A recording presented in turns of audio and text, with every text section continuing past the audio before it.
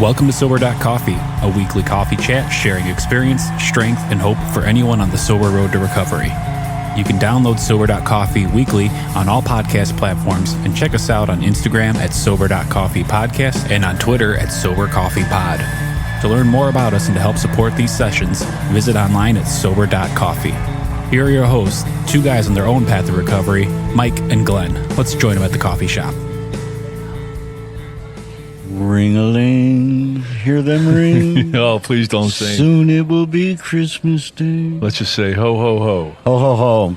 You know, I think it's so funny we're going to talk about the holidays today. And It's awesome. I know, right? Happy holidays, Mikey. Yeah, right? Hey, Brian, happy holidays. Brian, happy holidays. All right. Hey, you know, it is for some, right? And Sure is. It's you know, you if you got the Hallmark Channel, which who doesn't, you know, it always seems to work out well. You know, there's always a little strife in the middle, but then boom, everything works out well. It's always a happy, smiley ending. Yeah, right.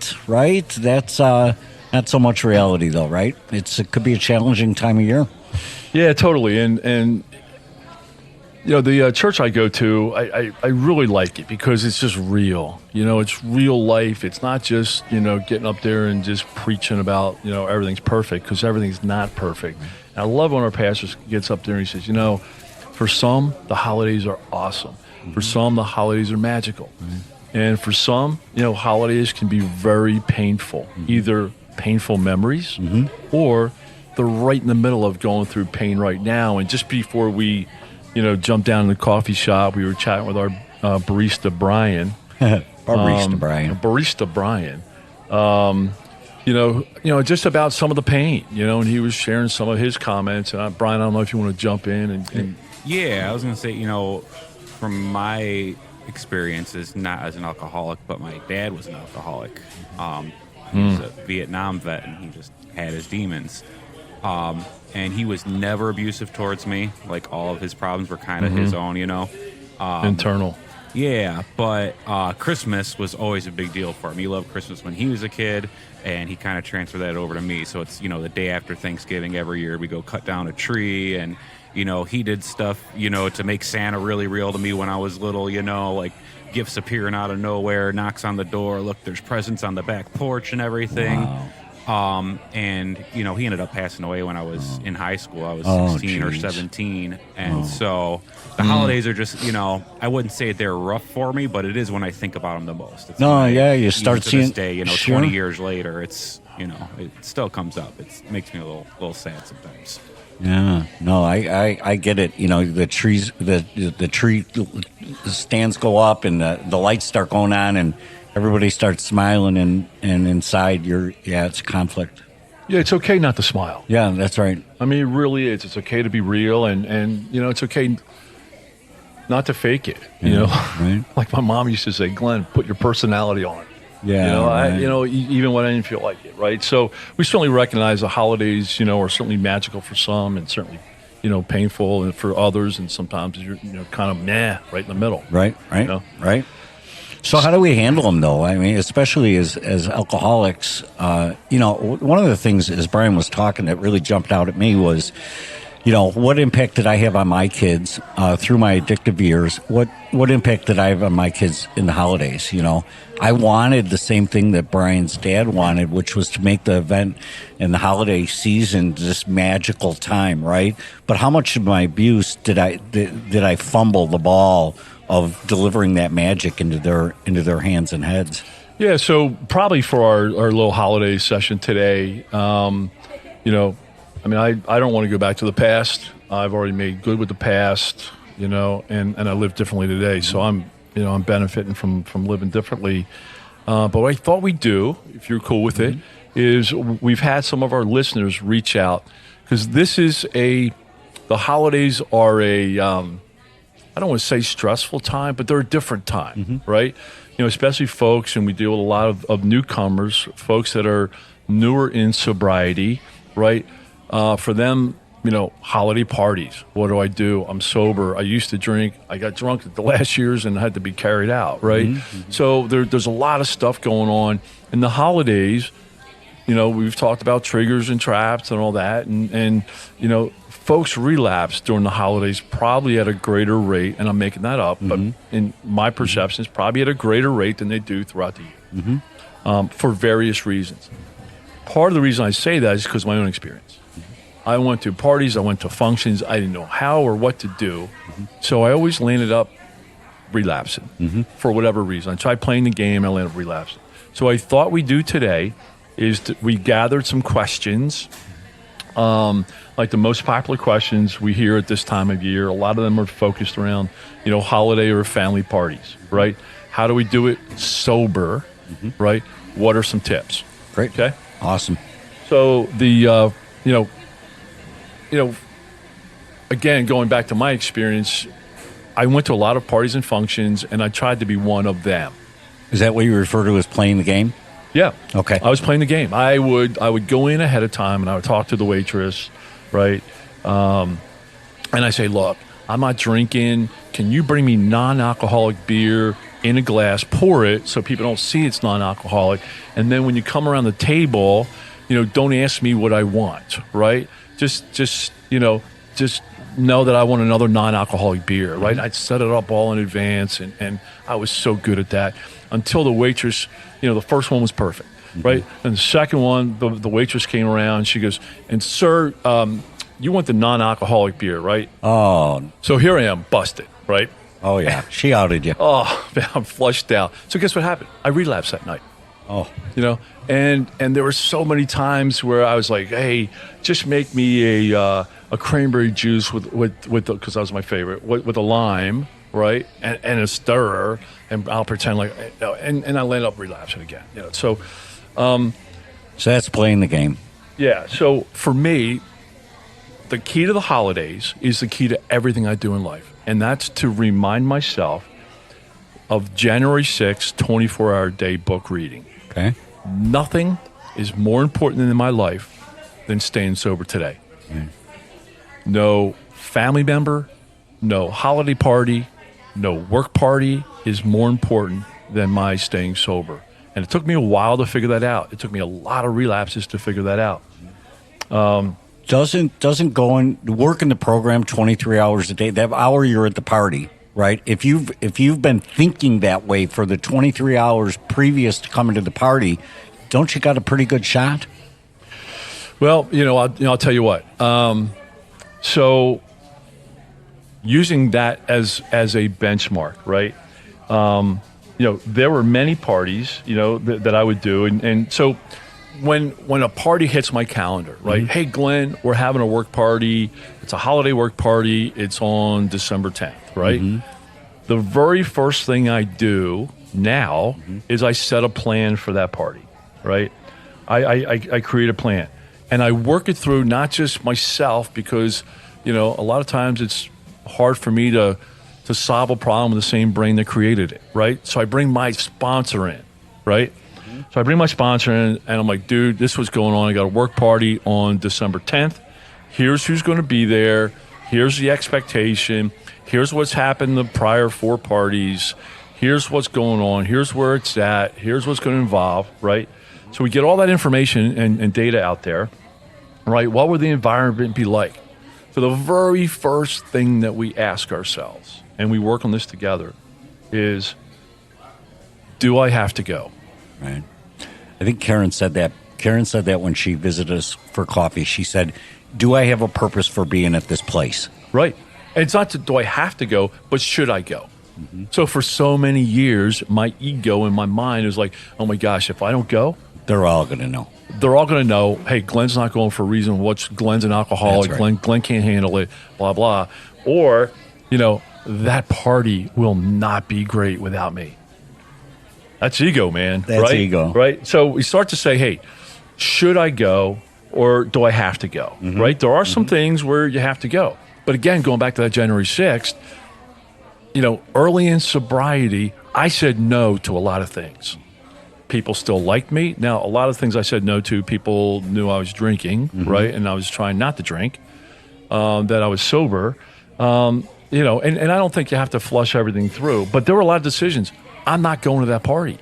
And a lot of folks early in sobriety, they don't realize that that's an option, right? Love it. So So then again, when we planned, and so let's just say the answer, do I have to go? Yes. Should I go? Yes. Right? So now what's the plan? So we would plan, what I would call hit and runs. Okay. Right? So, I would show up and I would stay for 30 minutes. Mm-hmm. I would show up, I would hit the right people, I would say hi, I'd give hugs, I'd be gregarious, I would give high fives. I'd have my ginger ale, and I'd be gone in 30 minutes. I had a plan. I've got to run. Yeah. I've got 30 minutes. I got to run. Love you guys. Great seeing you. Happy holidays. Happy New Year. We're going to kick butt next year. See you later. That's excellent. I live by that too. Called a hit and run. Yeah, I didn't have a name for it, but the same thing. I plan on staying only for a short time. Yep. And I'll leave the late night drama for the lifers. I don't want to be around when I don't need to be around. I just need to be there, plan to stay for just a short period of time. I absolutely did that. Yep. I still do. Yeah, and for me, I don't need to sit in a drunk fest. No, right. First of all, I don't dance. I don't like dance. I just don't need all that I've crap. seen it. You don't dance. Yeah, That's a true story. I just don't need all that crap. So I love the hit and run strategy. Okay, right? love it. So, folks have asked, okay, how do I be prepared, right? What do I do, right? And I think this is really important. And again, I'm going back to my story. You've shared your story. These are very important bullet points. What do you do? What will you do if somebody offers you a drink? Got it. Because it's going to happen. Yep. So the key to these, and there's a couple of these all surround the same area. The key is get your game plan together. Mm-hmm. Get your answers together. Practice them out loud, because what I found, I'm a stutterer. Most people don't know because I got training, but when I was in kindergarten, first grade, it would take me 5 minutes to get a sentence out. What I found was when people asked me this and I wasn't prepared, my stuttering came back like you wouldn't believe, because I didn't know what to say or how to say it. So figure it out ahead of time. Here's a couple questions. Figure out ahead of time. Get your plan together and practice it out loud so that you're not a stranger to it, so that you're comfortable with it, so you're not coming across like you're trying to look up, stare up in the clouds to try to find some answers. Yeah, and and the thing is, I was trying to find those answers. I remember just how that would stress me out. The thought that question would come, Mike, why are you not drinking? Right. Why are you not drinking? What am I going to say? I have no idea what I'm going to say. Am I going to make up I'm on new meds. I just what are you on meds for? Yeah, right, exactly. Once you start down that road, Once you start the down rapid that fire road, questions I know. And so, okay, the first one. You know what I ended Yeah. up with though? A drink. I don't like what I don't like what alcohol does to me anymore. Yep. But that took time for me to say. So I mean, be prepared with that. And what I've come up with is I don't like what alcohol does for me anymore. So the way I love that, and the way I put that is going back to the focus of January 6th. Mm-hmm. The most important thing for me is my sobriety. Right. And the way I look at that, and I really put this in my mind because I'm very assertive about it today. I care more about my sobriety than what you think of me. Right. And it's outstanding. And that. So the first question. Yep. Right. Yep. What will you do if someone offers you a drink? No thanks. How hard is that? That's a full sentence, isn't it? How hard is that? Right? No thanks, I got one. One of the things that I make sure I do is I belly up to the bar as soon as I walk into the party and grab my Pepsi, grab my coffee, grab whatever I'm going to grab. I've got something in my hand. That pretty much deflects somebody saying, "Hey, can I get you something?" Because I already got something. Right. Exactly. If you're empty-handed, you're asking for that question. That's right. You're a target, right? That's right. And so it's no, thank you. It's I'm good, thanks. Right. Hold on a second. I got a follow up to that. Okay. So now Smarty Mike has got his Pepsi in his hand, right? Yep. Okay. Time for shots. Who's in? Come on, Glenn. Shot. We're all doing shots. No, thank you. No, thank you. I don't do shots anymore. It's not that hard. No, thank you. It can stop there. Yep. No, thank you is a full sentence. And frankly, they're probably not even going to know. All right, whatever, dude. Right. You'll get the one in the crowd that's going to say, "Come on, man." Right. So let's break this down. Yeah. I think this is a very key point, helping to understand what you just said. Most people don't care. They don't care. It's more of a comment. It's more, hey, it's what we're all doing, right? Coming down to it, most people, and let's just say 92%, because that's my favorite number, don't care. Right. The 8% who do care and will come and follow up, usually they know you from last year. Right. Or they have a problem themselves. Right. Right. And they don't want to drink alone. They don't want to, well, what do you mean? Like they just can't figure it out. Right. If you can't let no thank you go. Yeah. Right. So then, excellent. Next one is what will you do or say if someone asks you why you're not drinking? Driving. That's almost a full sentence. Yeah. That's all you need. Yep. I mean, oh, come on, Mike. You can have a couple. Sure, I can. I can have. It'll cost me $20,000 for the DUI, but sure, I'll go. Yeah, you know what? But on second thought, let me have one of those. I got an extra $20,000 for my DUI. Yeah, so that's where you can tie in the coffee and say, "Hey, I'm just drinking coffee because I'm driving tonight." Right. You know, I'm being real cautious. Right. Ton of cops out there. Right. But be prepared for that. Have an answer. Absolutely. Right, because you will be. Hey, Mikey, you drank like crazy last year. Why aren't you drinking tonight? Because I drank like crazy last year. Yeah, and I'm driving tonight. You know, That's I mean, right. it's simple, right? Right. Okay. Next one is know what you're going to drink. Right? Have a game plan. You just said you belly up to the bar, you get your Pepsi, you get your coffee, you know what you're going to drink. You own your drink that night, not influenced by others. I'm gonna take that to the next level. If you're traveling with a sober partner or a spouse, my spouse, her job is as soon as we walk through that front door, her job is to go get me a Pepsi. I don't care. She doesn't, because I'm going to get stopped because I'm Party Mike. I'm going to get stopped. I've asked her from the very beginning of my sobriety, when we walk into a party, I need you to beeline and get me something in my hand. That's your job. And she'll knock over little old women on the way to to the open bar or the reception just to get my Pepsi. Right. So that's another tip is make sure there's somebody there. Oh yeah. Who knows you don't drink. We call it accountability, we call it guardrails, but you're not doing it alone. Right. Nobody has to do this alone. Right. Yep, that helps so much. Yeah. And like we had somebody say, well, what happens if there's like a champagne toast, right? Say, hey, I'm going to do my toast with water. It's not going to jinx anybody. It's not going to, ruin the toast, right? And it goes back 92% don't care. Right. And trust me, I have done 20 toasts, significant toasts over the last 5 years. I have done with water every single time. Right. I have never been called out. I care more about my sobriety that January 6th than what anybody thinks about. That's it. That's the foundation. There was, I've been pressed one time, and I shared this story before multiple times from the CEO client. Meanwhile, he's drinking his light rosé on ice, and he's like 8 times. Why aren't you drinking? Why aren't you drinking? I said, because I don't drink. Mm-hmm. Yeah, if you press on. Right. So, when you're there, right? And some people, I just think it's honest. I don't drink, right? Some people really press and you want to use the medical issue thing. I just think that leads into more questions. Right. And so I know a lot of people do that, and just. I have a plan for that. Yep. It's my get word. So I tell my wife, let's have a get word, time. Time is our get word. Yep. It means it's time to go. Yep. I've been put into an uncomfortable position. I'm not liking the way I'm looking at that bar. It's time. It's time. So that goes back to the hit and run. Yeah. Early in my sobriety, and even now, I don't go to any event open-ended. Right. Unless it's an AA event. Right. Any event that includes alcohol, right. I do not go open-ended. I have a plan. I have an exit plan, because hanging around is not good for me. Right. I've proven that. Yeah. We've used that, though. I say time, and the rule is, I don't care if you're in the middle of a conversation about anything. It doesn't matter. We're out of here. Right. Next one is, have your posse, right? Yep. When you're at the event, even if it's a 30, 45-minute hit and run, right?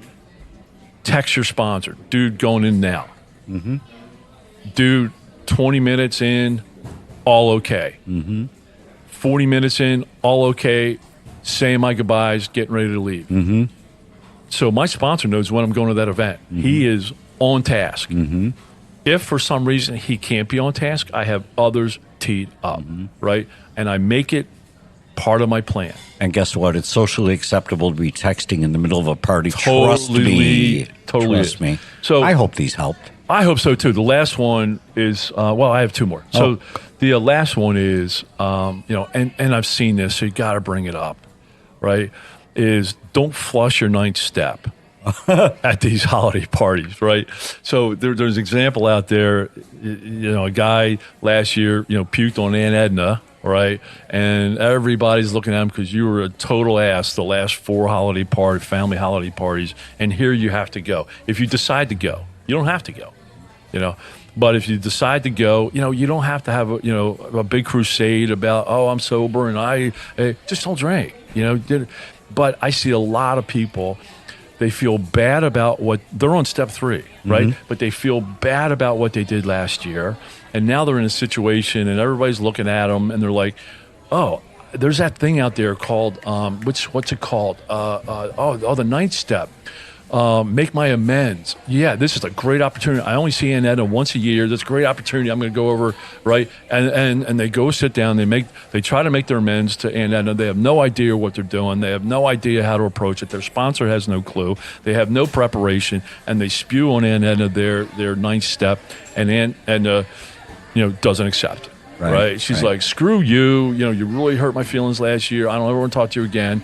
And now all of a sudden, because there's no preparation, you haven't worked the steps in order, you're working the ninth step earlier than you should, now all of a sudden, you can't handle it. And I call that sober maturity. I love it. You don't have the maturity in your sobriety to be able to handle when Aunt Edna says, no, I'm not going to forgive you. That's unforgivable what you did to me last year.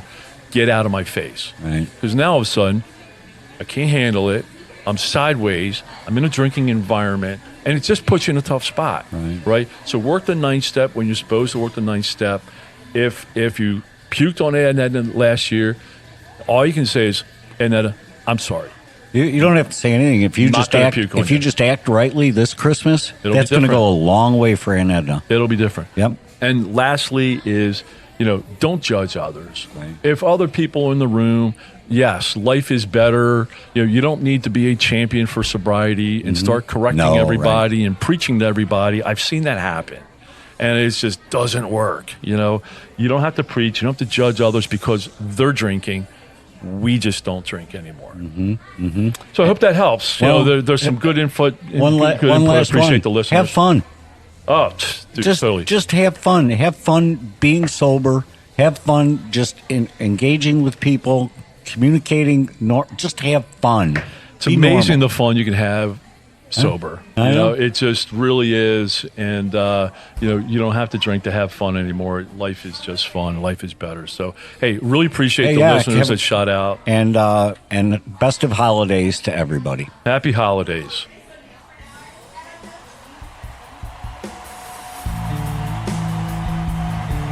Thanks for joining us for today's coffee chat. To contact the show, email us at podcast@Sober.Coffee. If you need immediate help, the AA hotline is 800-839-1686. The National Suicide Prevention Hotline is 800-273-8255. Remember, Mike and Glenn are sharing their own journey on the path to recovery. Any suggestions, medical or otherwise, are their own experiences and should not be viewed as professional advice. See you next week, and remember, there is a solution.